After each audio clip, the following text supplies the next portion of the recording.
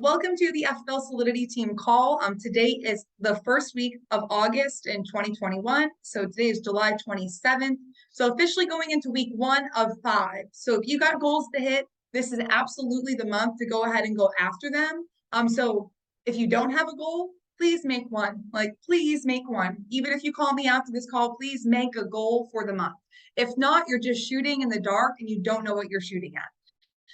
With that being said, though, a couple just quick things I really wanted to hit on. I think it's really important, the stuff that Christina opened up with in terms of book of the month and in terms of issue paid, the cruise, the incentives. The reason that I say that, guys, is sometimes we get so caught up in the day-to-day that we don't really realize what else is going on outside of what we're normally doing, right? If you're in the field, you're dialing on Monday and Thursday, and your head's kind of in the sand if you're not pulling it out. I know that I've been guilty of that many, many times in this business. But what I do know is the times that I was like, damn, I should have paid more attention. It made sure that I was always paying attention. So it's really just going to yield you into this mindset of hey, let me just what's next? And in this business, if you're keeping that what's next mindset, that's what you need to win.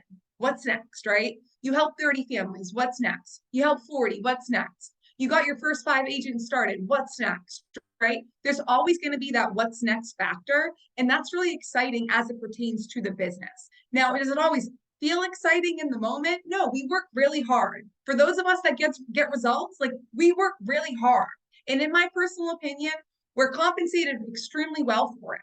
But at the same time, it's always what's next. And it's not necessarily because what do you want or what do I want at that point? It's about what do I want for the next person? I know every single day that I think about this business, I'm not typically thinking about what's in it for Marysa. Believe it or not, guys, for those of you that actually know me, I'm not. I'm more concerned with who's getting started today and whose first day is it and who might need some help, right? I'm more concerned in that factor. So it's when you get to that point of what's next, it becomes a beautiful, beautiful thing when you're focused on helping other people and you're still able to help yourself at the same time, if that makes sense.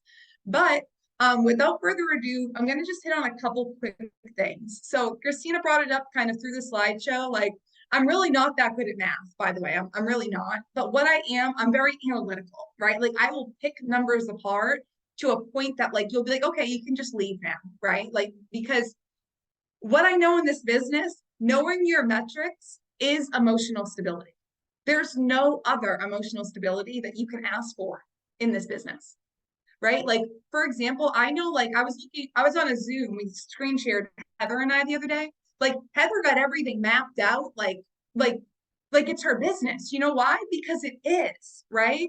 And when we're analytical to not a point of fault, guys, don't be analytical at 8 a.m. during money-making activities. You want to be analytical at 11 p.m. when you're how do I get this thing to the next level, right? That's when you want to be analytical. You also want to make sure, guys, I will say this until I die, literally. If you are in the field, if you're virtual, if you are, whatever way, if you are in this industry at Family First Life, guys, you need to, if you want to get the proper results, be making a minimum of 500 dials per dial session.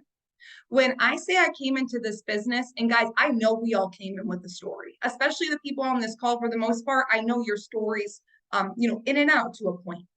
And it's when I came into this industry, it wasn't hopefully it works. If you come into this in a mindset of hopefully it works, it's probably not going to work, just to be really clear. You actually already convinced your subconscious brain that it wasn't.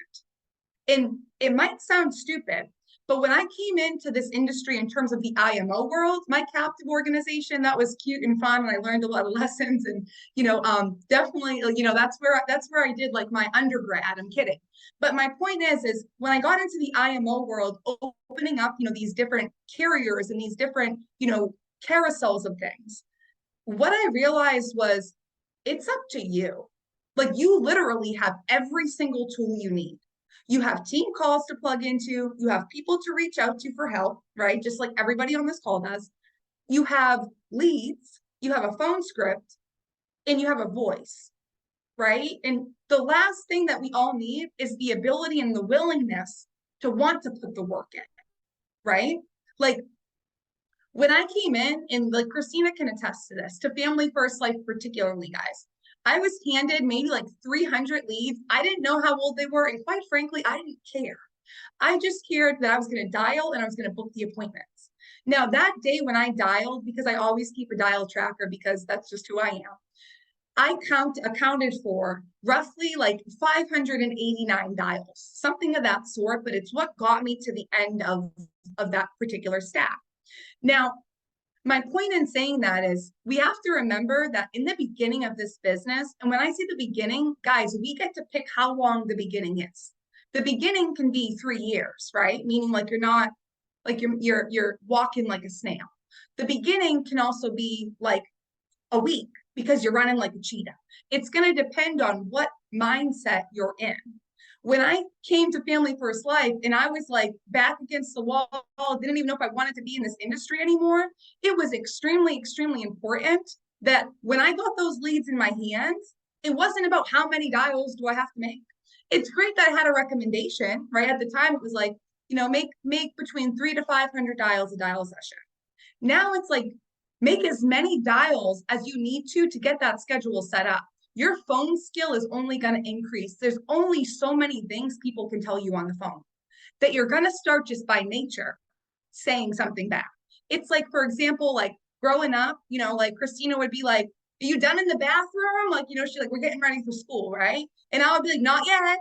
Even if I was walking out of the bathroom, because my default response was not yet, right? So my point is once you get that, I didn't fill that out, I don't remember, and you learn how you're going to overcome that, that's it. Like, that's it. You just say it every time.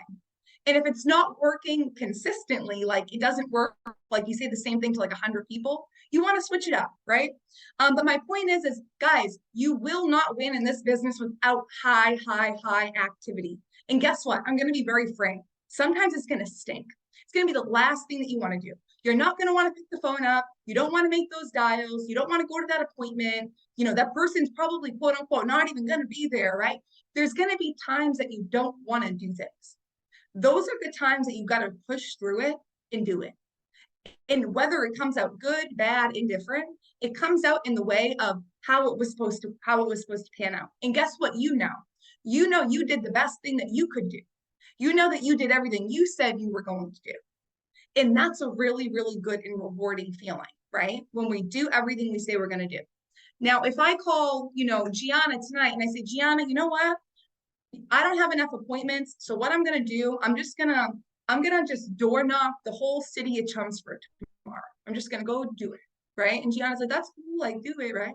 And then like later on, we're on the phone and she's like, so how did all that door knocking go? And I'm like, oh, well, we have a hot weather, severe, a heat, whatever it's called here in Boston. So, essentially I didn't do it.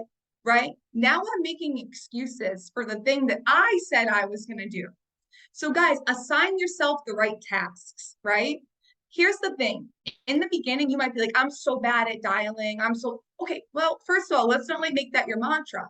But second of all, if you weren't bad, quote unquote, bad at dialing in the beginning, then that's kind of weird, just to be like 100% honest. Like we all really stink at the beginning, you only get better from there though. And you want to remember too, you can get a dialer, but big but, like boom, boom, boom, but you need to know how to dial the phones first. You cannot expect somebody else to be able to pick the phone up and dial for you and get the proper result if you're not able to coach them and tell them how to do that. So when you're doing this in the beginning and when you're getting used to the phones, that fluency is going to allow you freedom in the future. If you want to get a dialer, you have the ability to do that. Why? Because you know how to dial. If you know how to dial, you know how to make appointments. And if you know how to make appointments, you know how to yield and help families, right? So guys, you want to think about it like in the beginning, you're trading time for money. And then you're going to trade money for time, meaning money that you're going to pay your dialer for the time you're going to be getting back for those hours that you're not on the phone, right? Things of that sort. So guys, be crazy fanatical about your activity and you will not win. You will not lose. You will win. Some days are going to stink. Some days are going to be so amazing you don't even know how they happened that way. but you got to just stick in there and hang in there. So guys, make sure you're making your dials. Couple things I'm just going to hit on really quickly. I'm just going to read these off. And these are just some things that we can ask ourselves. Like I have this list, by the way, because I ask myself this literally each week. It's like my report card, if you will. And again, knowing metrics is emotional stability, guys. Knowing metrics is emotional stability. So first thing, did you make at least 500 dials on your dial day? If you're in the field Monday, Thursday, at least 500 minimum. Yes, I will send it out, Heather, absolutely. At least 500 minimum. That's like you only made 500 because you already got your schedule set up. And here's the fun part, guys. As you kind of move that learning curve, you're not always going to have to make 500 dials. Me and Trey talk about this all the time. It's not always going to be this hard. It just feels like this in the beginning. And the quicker you can move yourself to the next milestone, you're going to feel it less, right? So are you making a minimum of X dials? Now, if you're virtual, again, what does that look like, right? Like, let's ask Heather, right? Like, Heather, how many dials should we be making every day, right? Like, and that's what we should be rocking with. Heather, how many? 100 is max, especially if you're doing one call closes. Okay, so at least 100 dials a day should be happening. A day, not a day. Yeah, remember we dial every day. Exactly. So every day is dial day, guys. So at minimum 100 dials. And then, like Heather said, that's because you're one call closing people, not because you're hanging out on the phone. Guys, we could all, if we had a competition right now, I said, guys, we're going to do a contest. Who can dial 250 phone numbers first? Whoever does it is going to win 250 grand. Who on here could dial and make 250 dials? Like, I'll do it right now for 250 grand. But the messed up thing, guys, is that a lot of us won't do it because we don't see necessarily the 250 grand. But here's the thing, it's like we just got to work for it. It is there, right? So by the way, guys, if that wasn't a contest, I'm not there yet, but one day, I'm only messing with you guys. But second thing, are you dialing on your dial days, right? If your dial days are Monday, Thursday, you're in the field, are you dialing? If you're virtual, are you dialing every day, just like Heather just said, right? Third is, before dial day, are you practicing and preparing? Now, guys, I've been in this industry since 2016, and I still practice. I think it's actually really upsetting, like when people don't. The reason I say that is this industry changes so much. It's like if I didn't practice, I would sound like the poster child for like the insurance salesperson, like in like the 90s. Like it doesn't work. I'll call literally, you can ask Christina, Rami, like you name it. I'll be like, hey, can I just do my phone script out loud real quick? Hey, can I run my role in purpose? And like they're basically like, yeah, whatever. They mute out, you know what I mean? But it's because it's like it helps me. It helps me recenter. And then hearing little things and picking up. If you're not listening, so next thing is, what 3 audios are you listening to this week to get better in the home or on the phones, right? I should sing it in the shower. I'm like, maybe it will like come out different, right, Heather? So what 3 audios are you listening to this week to get better? So if you're like, you know what, these phones are really beating me up, find 3 people that you kind of resonate with, or 1 person that you really resonate with about the phones. Listen to their training. Guys, you want to listen to that like it's your favorite song. Like you want to get off of that training and be like, I can almost quote it. Like to a point, like that's where you want to get. So you have your go-to training. Hey, I had an off phone day. I'm going to listen to Trey Honeycutt's live dials from 2021, right? Like that's what you're doing, right? You're going right to it. So it's easy. And that's just huge. So, and then another thing is, are you setting appointments more than 2 days out, right? That's asking for a no-show. Now, if you're virtual, it's like, are you setting appointments more than 36 hours out, right? Guys, we want to make sure the appointments that we're setting up, we're not setting them up just to be like, oh, we set an appointment. We're setting them up to make sure that they're actually going to be there and they're going to be ready to do business with us. Next one would be, are you prepared for the objections that you're going to hear? Now, again, this question could be geared to many different things, from the phones to dealing with yourself to dealing with agents, right? There's many different ways to actually ask yourself that question. Are you prepared for the objections that you're going to hear? If it's dial day, are you prepared for, I didn't fill that out? Are you prepared for, I'm at work? Are you like, what are you prepared for? And if you're not, what do you need to get prepared for? Go back to those 3 audios, right? How many dials are you making per hour? This was a good way for me in the beginning to gauge like, hey dude, like, I know that you're trying, but like you need to dial faster, right?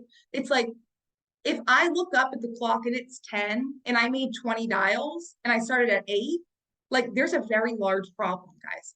We should be making between 30 to 50 dials per hour. And that's just going to depend on how many people are picking the phone up. Now, if the first 10 people you call, your one call, like that's completely different. Your one call close in and you just are on like this streak, right? Like completely different.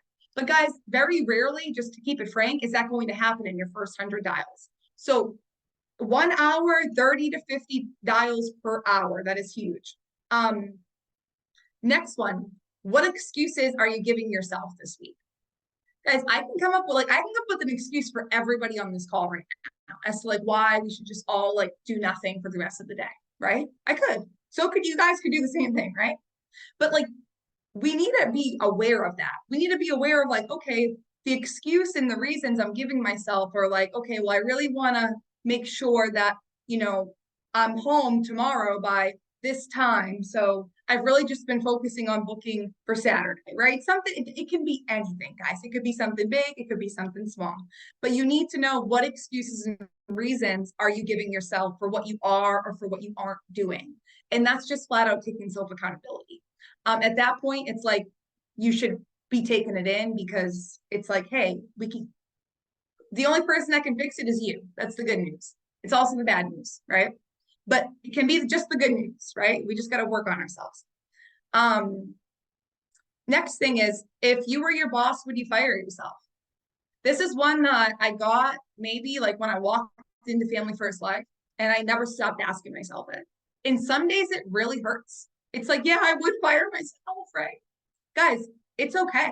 But guess what? You need to get back on the horse, recognize the reasons you were giving yourself as to why you were or weren't doing ABC, and just move on. But that's a very strong question. We're self-employed here.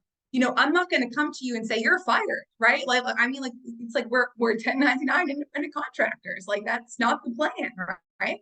So it's like, but would you fire yourself if you were a W-2 employee and your job was to make 500 dials today? Would you be fired, right?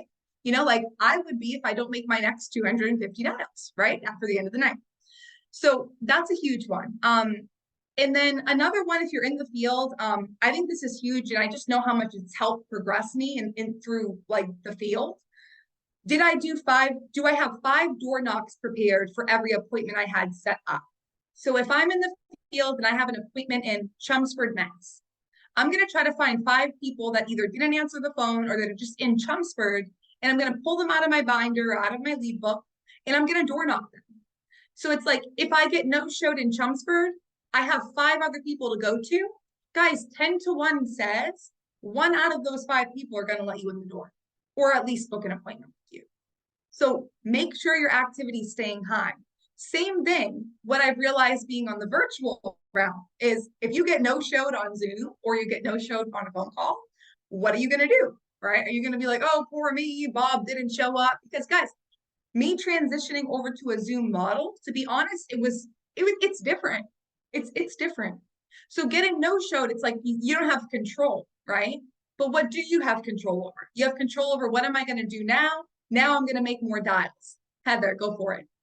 Real quickly, something that I do that works really well is if you are virtual or hybrid, any no-shows that you have on your calendar from the week before, I always throw them onto my calendar for the next week and then redial them when I get no-showed that week.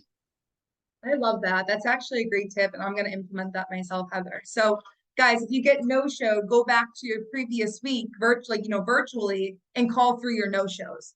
And what I was surprised to find too, Heather, was that a lot of people are receptive. Like they just missed the appointment, and sometimes I text them too. Like I'll text them through Ringy as well. Just be like, hey, I'm about to give you a call or whatever. It depends on how you talk to your clients, but that's what I do. Right. And then, you're just kind of following up from there and almost just resetting it. So I love that. That's a great tip. So if you're not doing that, do that. I know I'm going to be implementing that today. And then, was I on the conference calls? Sometimes I'll find myself like, in the middle of the week or at the end of the week, I'll be like, oh, like, like kind of like what's going on here at Family First Life? Guys, there are so many things that corporate puts out. If you're not plugging into like the TNL, like you're missing out. If you're not plugging into Sean's now Saturday call that has come back, you're missing out. You're not going to know about incentives. You're not necessarily going to understand them. You might be scared to ask. Guys, tune in to those calls. Just like you guys are on the team call now, get on the TNL. It's recorded too. You can always play it back. It's one of my favorites to play back if you are in the field, because I know that there's times I get stuck in a home, whatever it is, you get stuck on the phone virtually. You want to just listen back to that.